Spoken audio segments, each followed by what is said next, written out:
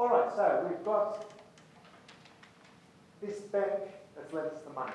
There is another scenario called an internal lender scenario. Now, I have had clients where they may have a line of credit available to them.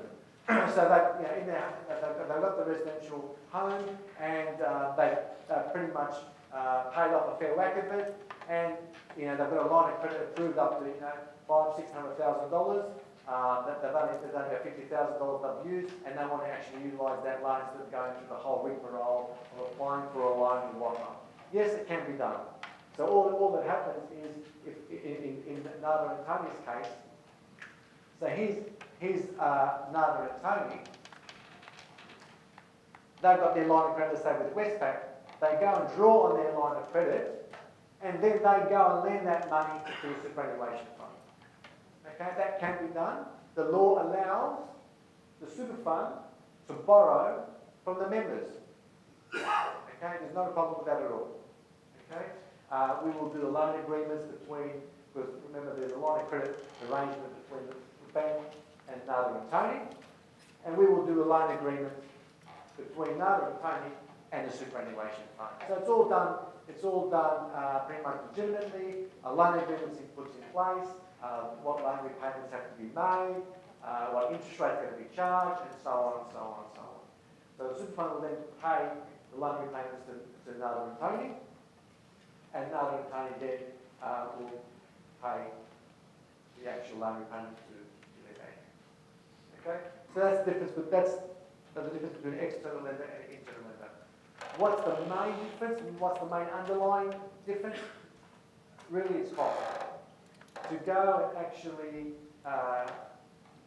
carry out an external lender application for a bank, you may find that the application fees are a little bit more costly than the traditional way of borrowing.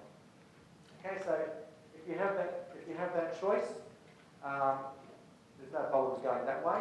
Some people don't have that choice and just pretty much go directly to an external lender. Okay, so we've purchased the property. So I've already touched on this. This property is producing rent coming into here. Okay, and remember your Nada and Tony's employers are contributing superannuation contributions. That the 9.25% super going into here. Okay, so. Once this probably starts producing rent and whatnot, honestly, you would forget all this is even in place. Everything starts to happen over here. The rent's going in, the super contributions are going in. If Tony or Nada want to salary sacrifice, Nada may say, well, every dollar I sacrifice into my superannuation fund, if I go and take it out and receive it as a wage, I may pay 40% in tax. If I go and sacrifice and put it into my superannuation fund, I only pay 15% tax. Because remember, this environment here is 15%, not her marginal rate of tax, which may be 40 odd percent. So she may salary sacrifice money into superannuation and get the tax benefits that way. All of a sudden, we've got this income stream coming into the particular bank account of the superannuation fund. And obviously, this particular bank account has to fund the bank. You've obviously got the loan repayments.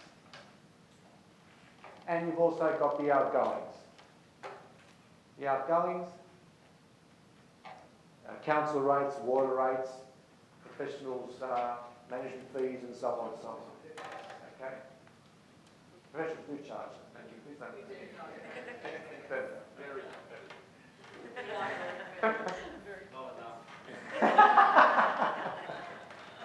All right, so everything is still the same, but I guess the main point here is, if the property was owned by themselves individually, yes, they'll be receiving rents.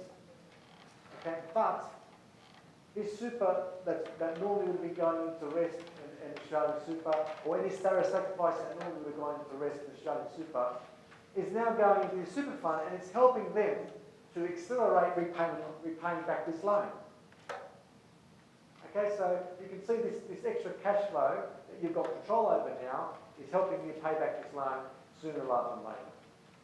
Okay? And your after-tax dollars that you are still earning outside of super is pretty much not touched, okay, because the loan repayments are being managed within the super.